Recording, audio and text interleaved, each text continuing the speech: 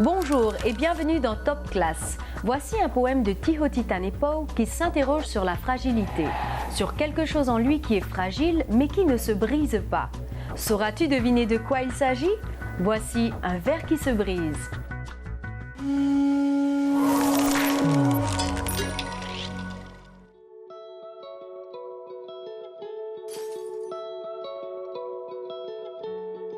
Un verre qui se brise. Un verre qui se brise, c'est fragile. Une fleur qui se fane, c'est fragile.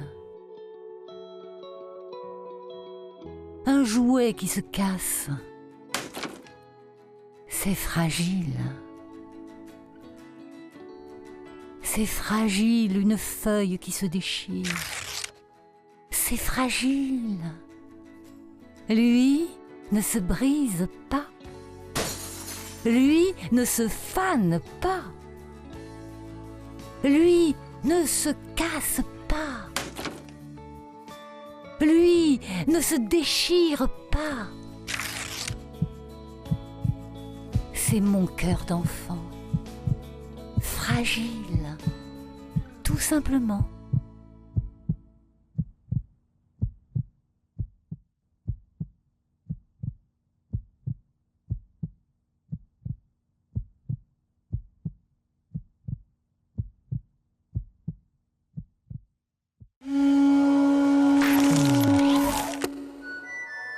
L'histoire d'aujourd'hui est celle de Touté Papakité, un petit garçon bien sympathique qui va vivre une étrange aventure durant sa quête de nourriture. Mais je ne t'en dis pas plus, regarde.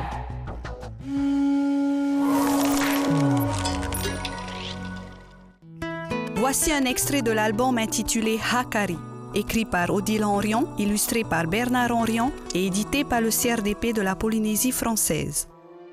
Il était une fois un petit garçon qui s'appelait Touté Papakité. Il était très vif et très actif. Il agaçait sa grand-mère, à qui ses parents l'avaient confié avant de partir à la recherche d'une autre île. En effet, l'atoll sur lequel ils vivaient tous, depuis quelques années déjà, commençait à s'appauvrir et cela faisait plusieurs jours que la nourriture commençait à manquer. Puisque tu ne peux pas rester en place, Lui dit sa grand-mère. tu vas venir avec moi chercher de quoi manger. Oh oui, oui, lui répond le petit garçon. Prends ce coré-pé-coré, tu pourras y mettre les feuilles de pokea que tu vas ramasser. Et ils se mirent en route. Chacun récoltait ce qu'il trouvait. La végétation était rare et ne fournissait pas beaucoup de nourriture. La grand-mère s'était confectionné une sorte de panier en feuilles de kahaya et avait déjà récolté une quantité importante de coquillages quand elle entendit son petit-fils hurler de terreur. « Grand-mère! Il y a une tête d'homme là-bas, une tête qui me regarde en tirant la langue !» Mais que se passe-t-il? Qu'est-ce qui te prend de crier de la sorte? Je te jure, grand-mère, que j'ai vu une tête posée sur le sable, à moitié cachée sous les ngapata. Elle avait une tignasse qui lui cachait le front, mais ses petits yeux tout ronds et noirs me regardaient. Tu ne penses pas que je vais croire des bêtises pareilles? Je ne mens pas. Viens, je vais te montrer. Là, sous les ngapata, il y avait bien une tête posée sur le sable. Je n'ai encore jamais vu une chose pareille. Mieux vaut que nous nous en allions sans la déranger. Elle abrite peut-être un varroa. Et ils s'en retournèrent en évitant de faire le moindre bruit. Mais quelques semaines plus tard, il fallut retourner chercher à manger. La grand-mère et le petit-fils partirent en direction de l'endroit où ils avaient vu cette étrange tête. De loin, ils aperçurent une touffe de feuilles, bien vertes, qui se dressait au-dessus des plantes avoisinantes. « Grand-mère, la tête est devenue une plante !» Tu as raison, on dirait bien un jeune arbre. « Il est beau et qu'il fait bon à l'ombre de son feuillage. Dis, grand-mère, puisque c'est moi qui l'ai trouvé le premier, je peux en faire mon ami ?» Oui, je pense qu'il acceptera ton amitié si tu l'aimes et le respectes. Touté Papakité était ravi de retrouver son ami à chaque fois. Il lui racontait ses joies et ses peines, son estomac toujours un peu vide et son envie d'aider un peu plus ses grands-parents. Il faut croire que tout cela faisait plaisir à cet arbre nouveau, car il balançait ses curieuses feuilles comme pour dire « Je te comprends, je vais t'aider ».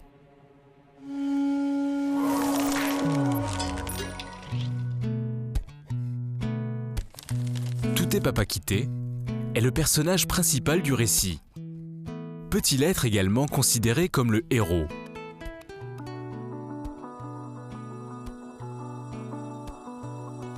Touté Papakité est le personnage principal, mais aussi le héros de ce récit, car il fait preuve de courage et de bonté. L'aide qu'il apporte à ses grands-parents et le respect qu'il leur accorde sont sans doute des valeurs morales dignes d'un héros.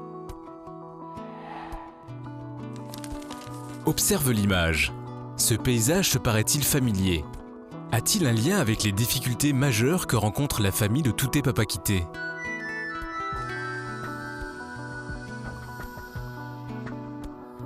Ce paysage est celui d'un platier sur un atoll. Ce milieu terrestre, sec et aride, est souvent pauvre en ressources végétales et en eau. Le milieu maritime est riche, mais pas inépuisable.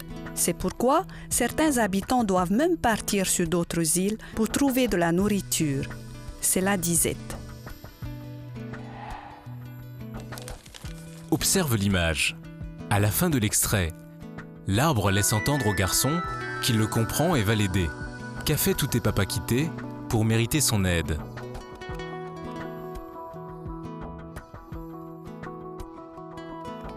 Touté Papakité a suivi les conseils de sa grand-mère. Il considère cet arbre comme son ami. Il lui rend visite, l'aime et le respecte. Il est important de respecter la nature, car elle nous le rend bien. Tu as sans doute deviné que l'ami de notre personnage principal est un cocotier. Mais comment va-t-il l'aider? Je t'invite à découvrir la suite de cette histoire dans l'album Hakari. Au fait, connais-tu d'autres récits qui parlent du cocotier? Bonne recherche. C'était un extrait de l'album Hakari, écrit par Odile Henrion, illustré par Bernard Henrion et édité par le CRDP de la Polynésie française.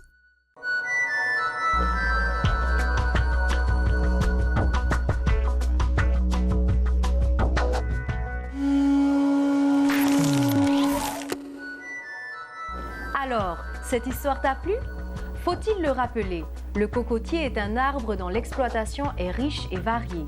Je rappelle que tu n'as vu que des extraits de cette histoire. Retrouve l'album Hakari aux éditions du CRDP. Tu connais l'espace urbain, l'espace portuaire et aéroportuaire. Mais qu'en est-il des espaces industriels? Regarde.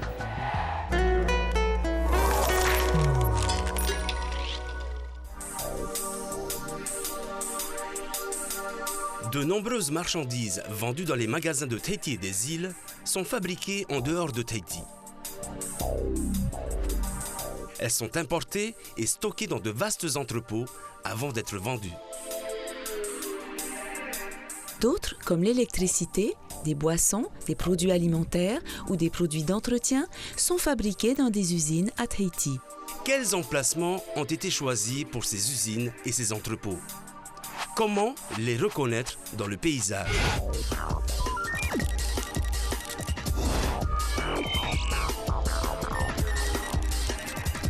La vallée de la Punaru débouche sur la côte ouest de Tahiti, à une quinzaine de kilomètres de Papeete. La Punaru prend sa source sur les pentes sud du Diadème et de l'Aorei. Les débris charriés par la rivière se sont étalés et forment une pointe qui avance progressivement dans le lagon. C'est la pointe des pêcheurs, aujourd'hui largement occupée par les habitants de Punauia.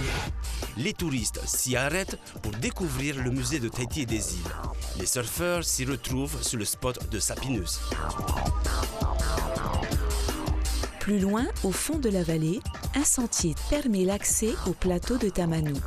Chaque année, à la saison des oranges, en juin-juillet, les cueilleurs d'oranges descendent du plateau avec leurs lourdes charges d'oranges.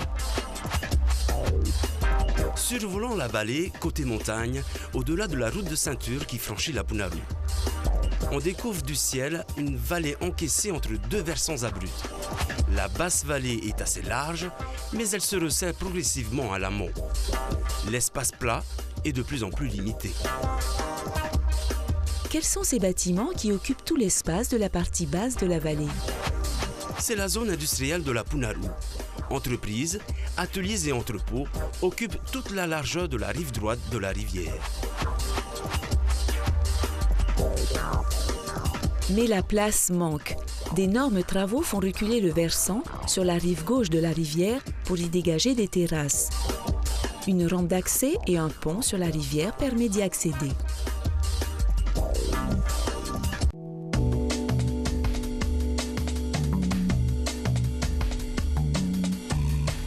Qu'est-ce qu'une zone industrielle? C'est un espace spécialement localisé et aménagé pour accueillir des établissements industriels.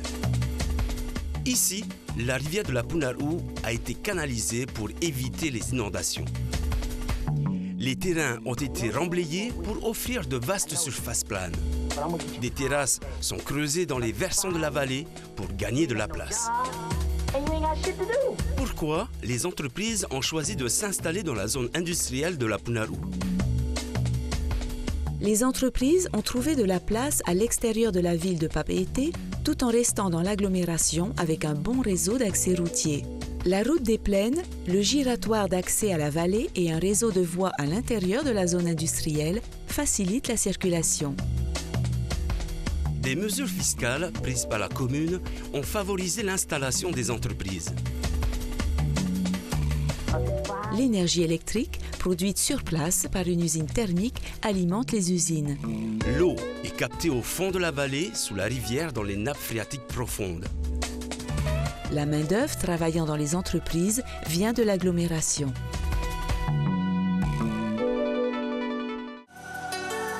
Peut-on connaître les entreprises? Certaines entreprises sont facilement identifiables. Les hautes cheminées lâchant des fumées indiquent la centrale thermique de production d'électricité avec sa station de mise sous tension et le départ des lignes électriques. Les parcs de stockage de casiers de bouteilles et les palettes de boîtes emballées indiquent les entreprises de fabrication et de mise en bouteille de boissons gazeuses ou d'eau. Les camions de livraison sont chargés à partir des quais de chargement. À proximité, des usines conditionnent des produits d'entretien. Les immenses tas de gravier et de sable indiquent des entreprises d'exploitation d'agrégats avec leurs engins d'extraction et de concassage. D'autres fabriquent des parpaings pour la construction de bâtiments ou de maisons. De nombreux bâtiments très étendus sont des entrepôts de stockage et de conditionnement de marchandises diverses. Ces marchandises sont arrivées en gros par la mer sur porte-conteneurs. Des camions ont convoyé les conteneurs jusqu'à la zone industrielle de Punaru. Après conditionnement en produits de détail, les marchandises sont livrées par camion au magasin de Tahiti. D'autres partent vers les îles par goélette. De nombreux ateliers et petites usines sont alignés le long des voies. Il est difficile de savoir de l'extérieur quelles sont leurs activités. Des panneaux nous renseignent. On y trouve des entreprises de menuiserie industrielle, des industries alimentaires ou de fabrication de produits d'entretien. Mais aussi une imprimerie, des garages ou des bureaux d'entreprises de construction. Pénétrons dans une de ces entreprises. Les produits d'entretien, par exemple, sont fabriqués sur place en mélangeant des composants de base qui, eux, sont importés.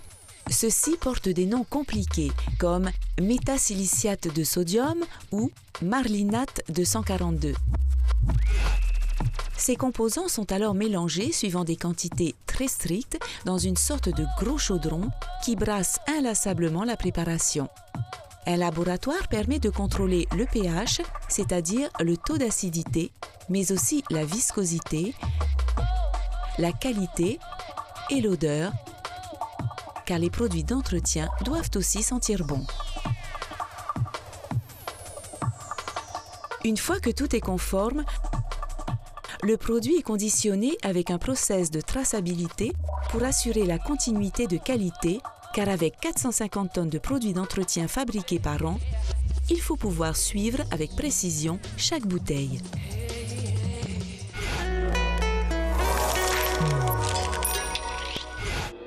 Une zone industrielle est un espace où tout est prévu pour accueillir des entreprises ou des entrepôts. Des espaces plats, l'accès routier, l'approvisionnement en électricité et en eau, la proximité de la main-d'œuvre et des matières premières en provenance du port font de la basse vallée de la Punaru un espace choisi pour le développement industriel. La zone est aujourd'hui saturée et ne peut s'étendre qu'au prix d'importants travaux de recul des versants de la vallée. À ton avis, les zones industrielles ne présentent-elles que des avantages ?